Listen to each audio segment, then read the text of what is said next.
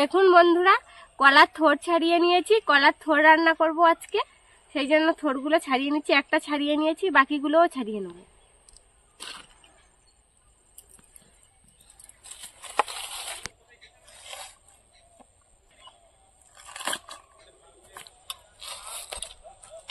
থোড় ছাড়িয়ে নিয়ে চলে এসেছি, এবার কেটে নেব।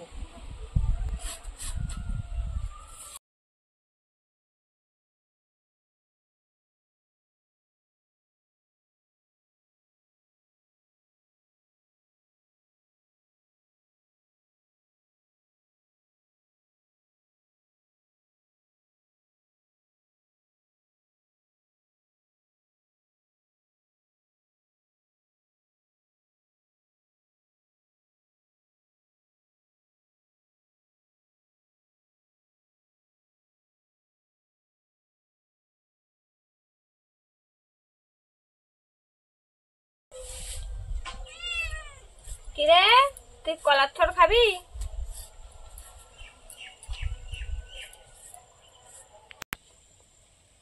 আজকে চিংড়ি মাছ দিয়ে কলার থোড় ভাজা করব, আর তার সঙ্গে চারাপোনা মাছ দিয়ে থানকুনি পাতার পথ্যি ঝোল বানাবো।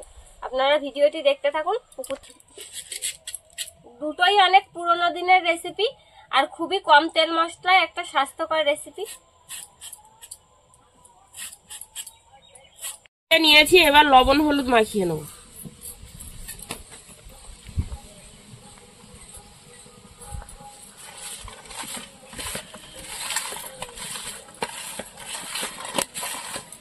এবার মাছগুলো ভেজে নেব।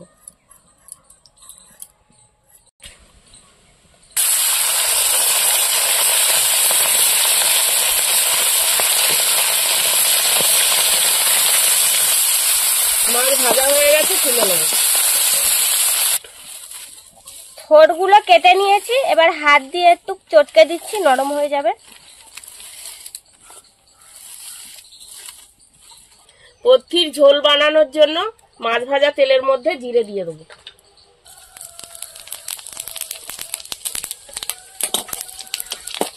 এবার আলু দিয়ে দেবো।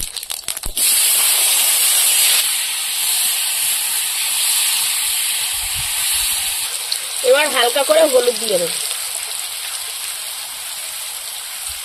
লবণ।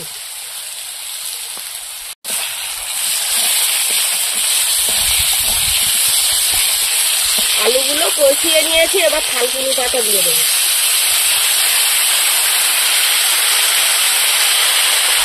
পাতার মধ্যে জল দিয়ে রেখে এবার ছোটো করা কাঁচা লঙ্কা দিয়ে দেবো।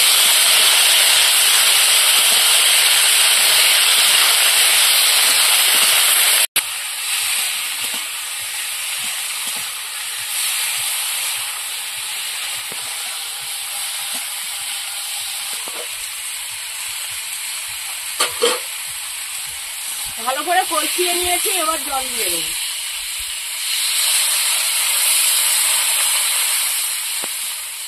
তরকারিটা ফুটতে ফুটতে আমি জিরে বেটে নেব।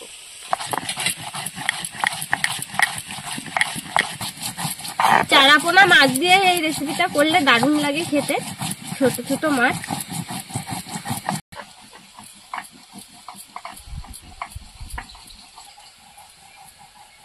ঝোলটা ফুটে উঠেছে, এবার ভেজে রাখা মাছগুলো দিয়ে দেবো।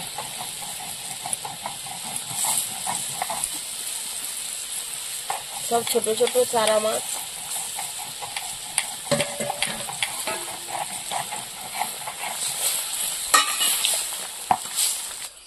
এবার ভালো করে ফুটিয়ে নেব।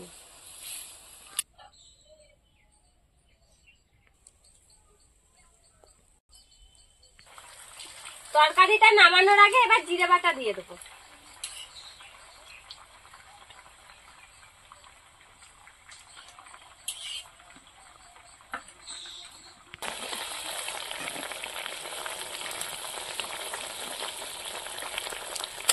পথ্যির ঝোল রান্না হয়ে গেছে, এবার নামিয়ে নেব। কলার থোড়টা রান্না করার জন্য কড়াইতে তেল দিয়ে দেবো। শুকনো লঙ্কা কাটা, গোটা সরষে,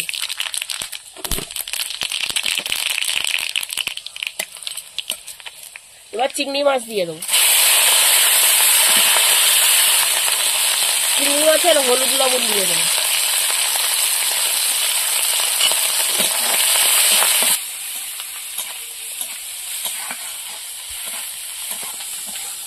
চিংড়ি মাছগুলো ভাজা হয়ে গেছে, এবার থোড় দিয়ে দেবো।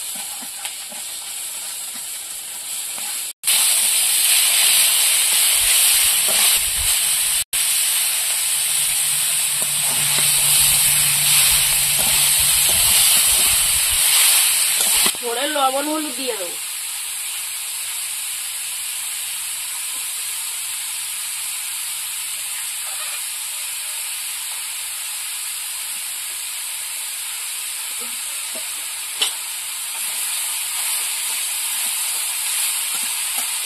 এবার ছোটটা ঢাকা দিয়ে রাখবো।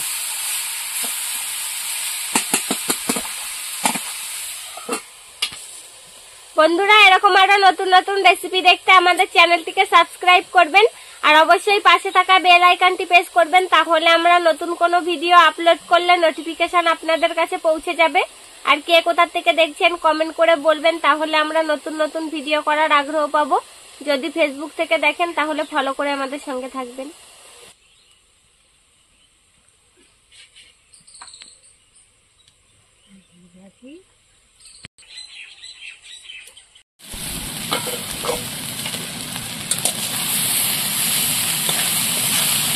এবার থোড় এইভাবে নাড়াচাড়া দিয়ে থোড়টা ভাজা করে দেবো।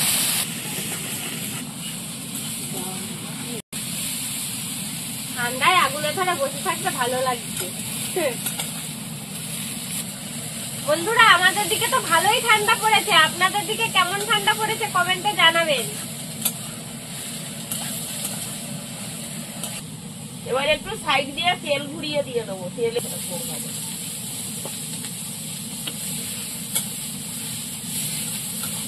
থোড় ভাজাটা প্রায় হয়ে এসছে। এবার একটু জিরের গুঁড়ো ছড়িয়ে দেবো। জিরের গুঁড়োটা দিলে খুব সুন্দর একটা গন্ধ বেরোবে, খেতেও স্বাদ লাগবে ভালো। ভাজা জিরের একটা সুন্দর গন্ধ। থোড় ভাজা হয়ে গেছে, এবার নামিয়ে নেব। আমাদের আজকের ভিডিওটি শেষ পর্যন্ত দেখার জন্য ধন্যবাদ। ভালো লাগলে লাইক কমেন্ট শেয়ার করবেন। আবার ফিরে আসবো নতুন একটা রেসিপি নিয়ে। সবাই ভালো থাকবেন, সুস্থ থাকবেন।